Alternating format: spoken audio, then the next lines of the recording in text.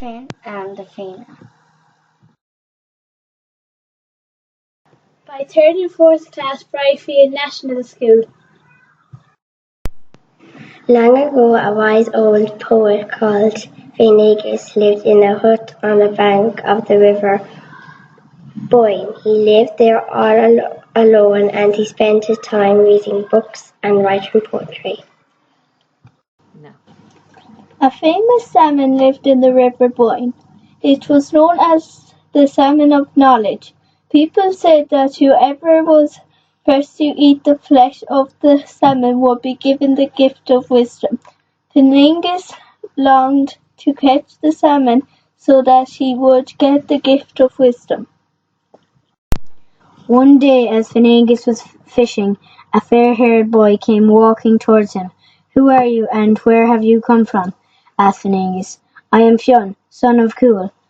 I am a warrior like my father. I would like to be the leader of the Fianna one day."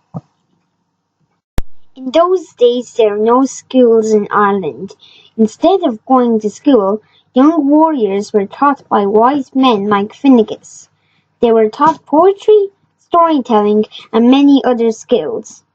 Fionn lived happily with the old man. At night, he listened to Fionn's stories about famous heroes and battles. During the day, Fionn cooked the meals and kept the hut warm and clean. One day, Fionn saw the huge, powerful salmon swimming in the river. He was very excited, and he ran to get a strong net to catch it. Fionn knew that if anyone looked in the salmon's eyes, that person would fall into a deep sleep. For hours he tried to catch the powerful fish, but it was too strong and too fast for him. Suddenly the salmon jumped high up into the air and looked into Fionn's eyes. Fionn could not help staring at the fish, and he fell asleep at once. Fionn ran out from the hut, and he saw what had happened. He woke Fionn before the salmon escaped. Fionn covered his eyes with a cloth, and he put the net in the river again. For hours and hours he tried to catch the fish, but each time he failed. As night was falling, he decided to have one last try. Finally he got lucky, and he managed to catch the great fish. Fionn and Fionn prepared the salmon, and they put it on a spit over the fire. Fionn told Fionn to watch the salmon closely and be careful that it did not burn. As the fish cooked, a big blister appeared on its back. Fionn pressed the blister and it burst, but in doing so he burned his thumb. He put his thumb in his mouth to stop the pain, and without realizing it, he was the first person to taste the salmon of knowledge. Fionn also received the gift of healing from the salmon. He could heal a sick or wounded person by giving them a drink of water from his cupped hands.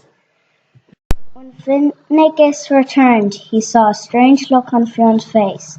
When Fionn told him what had happened, the old man's face dropped.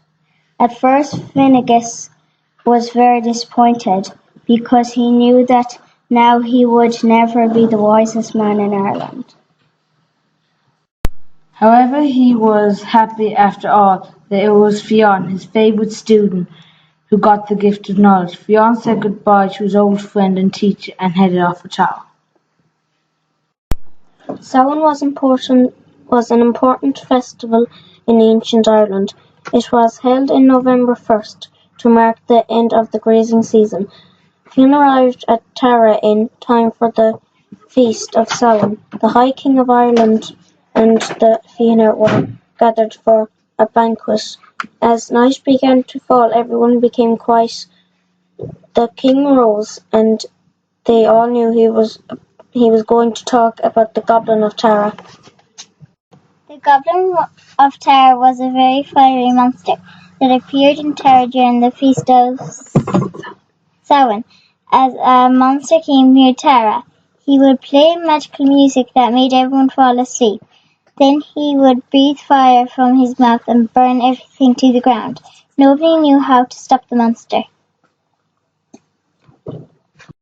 They all agreed that only the best warrior could stop the fierce monster and lead the Fianna. Fionn had a magic spear that was made by the fairies. He knew it would protect him from the music. Fionn said, "I will stop the monster, but if I do, you must make me leader of the Fianna." As he heard the goblin's harp, Fionn began to feel drowsy. He pressed the magic spear against his forehead and he no longer heard the music. His strength returned and he was wide awake. The goblin reached the palace, blowing flames from its mouth. Fionn kept beating out the fire with his cloak before it reached the wooden walls.